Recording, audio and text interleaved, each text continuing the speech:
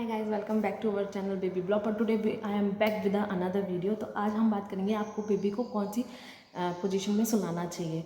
तो बेबी को सुलाने की 3 सिचुएशन होती हैं, सुपेन, लेटरल और प्रोन।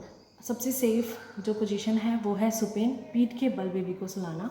अगर बेबी पीठ के बल सोता है तो उसको कोई प्रॉब्लम नहीं आएगी सोने में, वो अच्छे से उसका खाना डाइजेस्ट होगा, उसको सांस लेने में कोई प्रॉब्लम नहीं आएगी, उसका गला चौक नहीं होगा।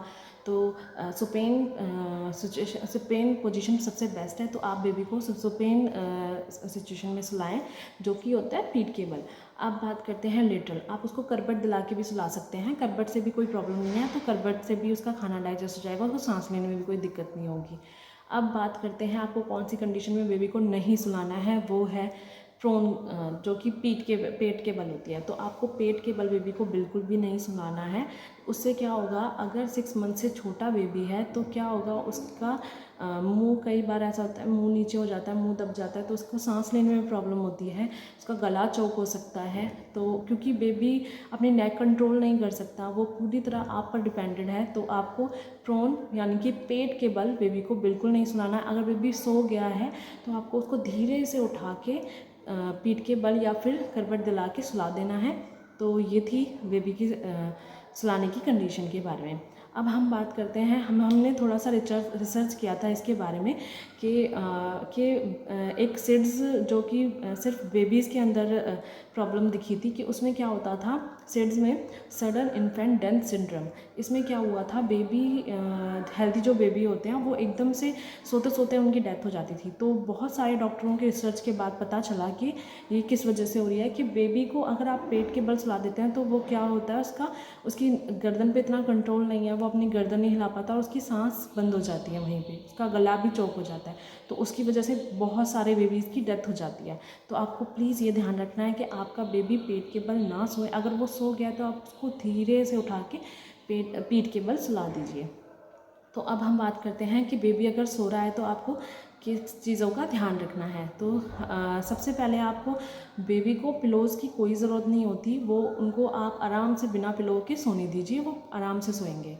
नेक्स्ट, आपको बेबी के रूम के टेम्परेचर का ध्यान रखना है। रूम का टेम्परेचर बिल्कुल कंफर्टेबल होना चाहिए, वेंटिलेशन होना चाहिए रूम के अंदर, बहुत अच्छा, ज़्यादा ना ठंड हो ना ज़्यादा गर्मी हो। आपको इस चीज़ का ध्यान रखना है। आपको बेबी को कंफर्टेबल ड्रेसअप देना है, कंफर्टेबल कपड़े पहनाने हैं फुल आर्म्स के, तो ये आपको ध्यान रखना है। और अगर आप बेबी को सुला रहे हैं तो आपको बेबी को अलग से, अपने साथ सुला रहे हैं तो आप बेबी को अलग से ब्लैंकेट उड़ाएं ताकि उसको कोई प्रॉब्लम ना आए सोने में। नेक्स्ट, अगर आप अपने बेबी को अपने साथ सुला रहे हैं तो आप उसको कॉर्नर की साइड रखिए, ताकि अगर 6 मंथ से बेबी जो बड़े होते हैं उनमें क्या होता है, वो पलट रहे होते हैं, अगर वो पलटी भी मारेंगे तो आप उनका ध्यान रख पाएंगे। नेक्स्ट, अगर आपके घर में कोई ड्रग ना रखें उसके पास, और अल्कोहल का ध्यान रखें, और स्मोकर्स अगर आपकी फैमिली में हैं तो आप प्लीज़ उनसे थोड़ा सा दूर रखें बेबी को, क्योंकि बेबी को इन सब चीज़ों से प्रॉब्लम हो सकती है। तो ड्रग, अल्कोहल और स्मोकर्स का आप थोड़ा सा ध्यान रखें, बेबी के पास उनको ना आने दें।